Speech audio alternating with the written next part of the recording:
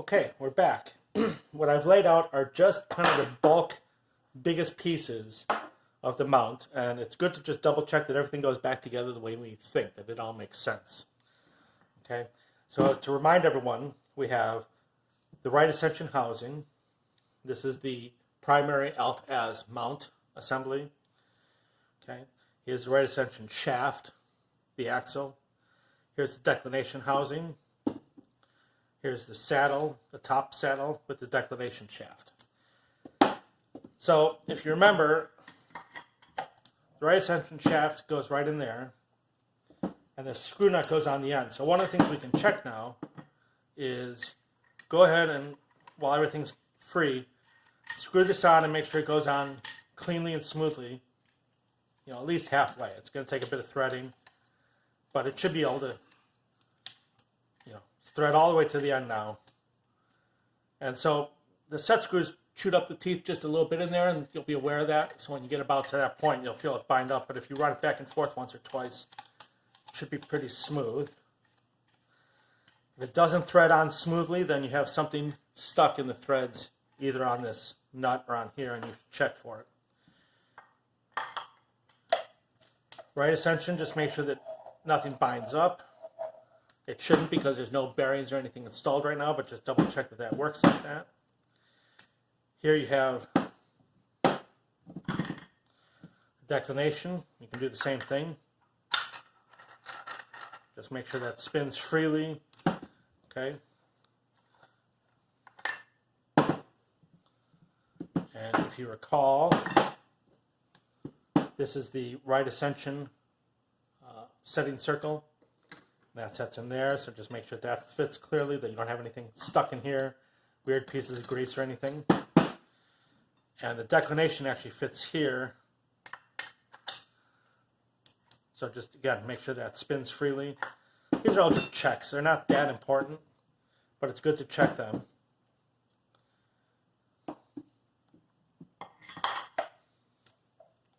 And the setting circle housing actually threads on the end of this as well. So just thread that on and check the status of that. That was just a quick check to make sure that all of our parts make sense. After we did the cleaning, that nothing fell inside and binds up anything, or that we didn't have any sort of problems. So again, make sure that when you're in there and cleaning, I can already see there's some leftover grease or something down here in the shaft. So make sure that you can run your towel through there. Just make sure everything is clean and dry in there. Okay. So let's put together a few quick assemblies.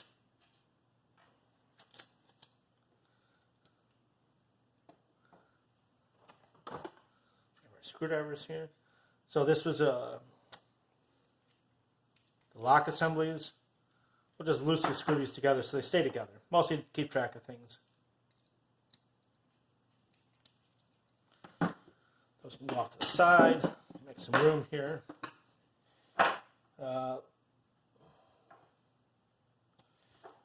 Get our washers out of the way here. So one of the main things we're going to want to assemble, the most complex part of the mount, is of course the worm housings. Okay. So for each one, we have the worm housing itself, the worm gear, we have 2 brass spacers, 2 bearings, the preload lock nut, and the locking nut. So this is basically the housing for one side. And then there's various, there was nuts and there were screws that go through, so we'll keep those off to the side now, but this is our main assembly. So when we're putting it back together, you can test fit everything first, and we'll do that just to get a sense of how everything goes. So there's a pretty specific order you want to work in. Put the spacers on your worm gear. Okay. There's a short side and a long side. Different mounts have different lengths for these, but generally there's always a longer side. That side is going to go where the where the handle, the slow motion handle is going to go, or if you have a gear assembly, it's going to be where the gear assembly goes. The bearings slide on here, and they should slide nicely, especially after you cleaned everything. They should slide right on and off. There shouldn't be any burrs. If you have a burr, if you have a high spot and it gets stuck and won't go through, you can go through with some sandpaper or something very lightly and clean that. But they should go on very nicely like that. Now your housing here has a smaller hole and a larger hole. The whole assembly goes through the larger hole. There's only one way to do it. It won't fit in the smaller hole. And it just slides into place there. Okay? So now this bearing needs to kind of sit down inside, and that's what this preload nut does. Sit here and we run it down. And you can just run it by hand to certain tightness. And then the lock nut comes out on over there. Okay, so that assembly then puts it together. Now this is just loosely put together. It's not been greased or anything, but you can feel that. And if you take this lock nut off, if you really try by hand to wrench down this nut, you'll feel the bit more tension. But if we were to come out here and use our tool to tighten this right now, so remember when we took it apart, we used this spanner wrench. If we take our tool now, and give it another 1/8 of a turn, this binds up to the point where it's hard to turn. And if you feel, when you're feeling it, you can actually feel the bearings inside the bearing, the ball bearings, moving around in there. So that's way too tight. And if we go just a bit more, now you almost can't turn the worm at all. This is not how you want it to be. It may be that you think, oh, we need to make it as tight as possible so it stays together. That's not what you want. So make sure when we put this together, you don't just crank on it, and it'll be way too tight. Everything will get damaged. Loosen that back up. What you want is pretty close to where your fingers feel tension. Okay, so now this spins freely. We can see how quickly easily that spins. If I can freewheel it there, that might even be just a bit too loose. But that's what we're looking for.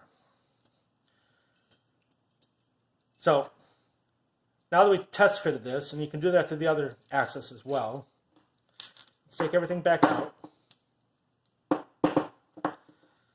Let's look at how we can make things just a bit better maybe. One of the tools that we use, this is a sheet of Scotch-Brite pad. Now, you're used to Scotch-Brite being kind of a dark forest green, and you use it to scrub your sink or things like that. But they actually make different grades of Scotch-Brite. And this is a white grade. This is very, very light. This is close to a 400 grit sandpaper.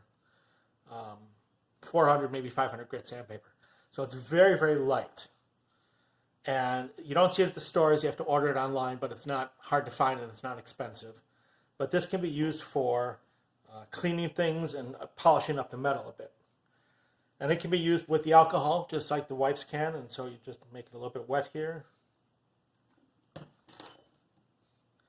And then you can sit here and just, for example, the worm, you can just run the worm through here, spin it through that.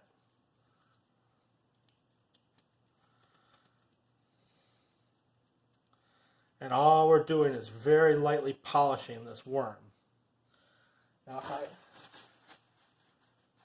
take my paper to clean things off here, it's hard to see, but we get a very nice brushed surface there. And if there's any burrs or high points, it'll come off. And here on the pad itself, see that coloring? That's grease that was embedded in the brass here. Grease and dirt that was embedded in the brass. So we're not only polishing it, but we're cleaning it very, very well at that point. Let's go over and do the other side.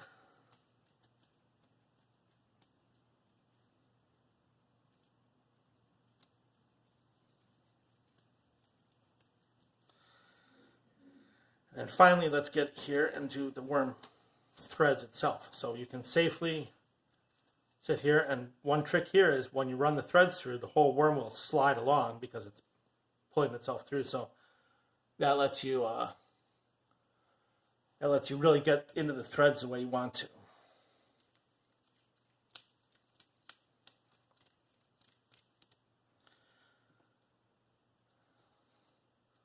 So this worm actually had some paint on there, which we've now taken off, which is what we want. Just a little marking. Probably when they were putting it together, they were using it as a reference mark. So there you go. This worm gear is now much, much cleaner. And all the burrs have been taken off of it. So what that means is it should be smooth now, and our bearings slide on very, very nicely. There's no sticking or catching anywhere. And if we look at our spacers, it's the same way. So we can, after polishing that worm there, just take everything and wipe our work surface down a little bit.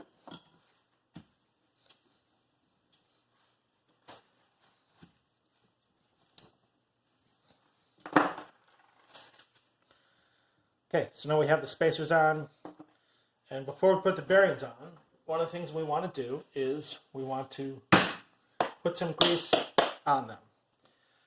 Now here at Axis Squared, we like Lubriplate 105, but that's a pretty specific grease. A lot of people, when they're working on mounts like this, will use Super Lube, which is a mechanical lube that you can find on Amazon and a couple other places pretty easily. It's common and it's cheap, and it would work fine. You don't need a big bottle like this. If you're just doing a mount, you just need a few ounces total.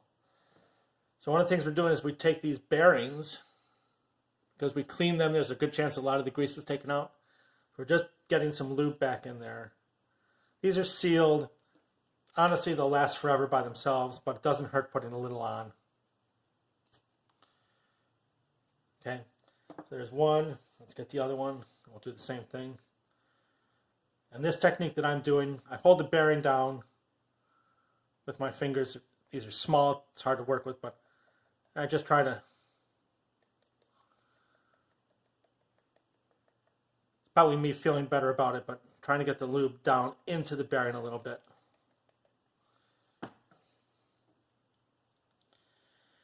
Okay, so now we have these bearings are greased a little bit. Let's take them and put them back in this housing. And we'll take our preload. There. Take our preload nut. Remember to put the slots on the outside so we can use the wrench on it. And just make it finger tight. So of course, this worm gear interacts with the worm wheel. This is the major moving part of the telescope. So you want to get some grease on there. And the way I do it is put some on and then put your finger on and just run it around. And that'll distribute it some. And then maybe you put some more on the other side. Do the same thing. If you don't need that much.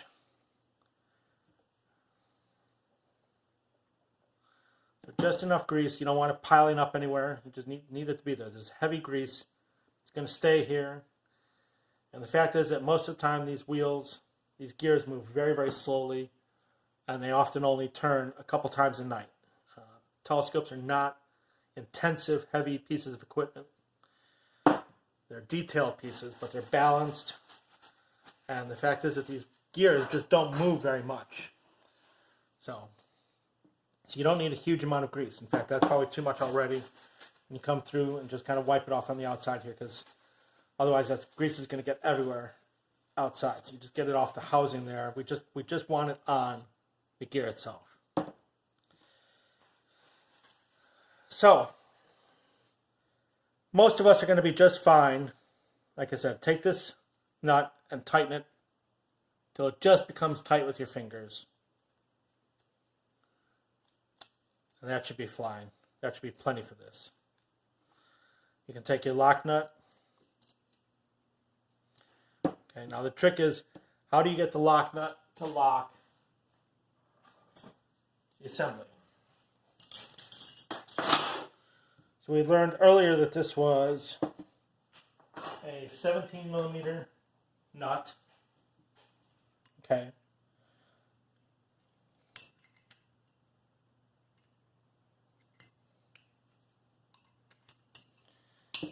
And we have our spanner wrench here.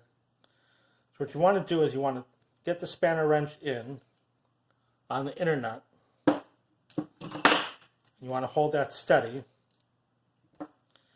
You want to tighten this lock nut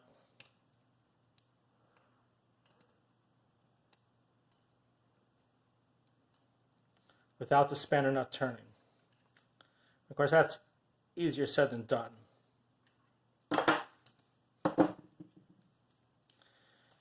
When you're done, it should still spin freely. Sometimes when you put that lock nut in and tighten it, it pinches everything, or it'll spin the nut inside, and things will lock up. You'll know that it won't spin freely. So in that case, you want to back things off, adjust it, and try again. It's important putting in enough time on these. Don't rush it. This is the key moving part of the telescope, so make sure you get these put together pretty well. So here you have one housing. I'm going to stop the video. I'm going to put together the other housing, and we'll come back when that's all finished.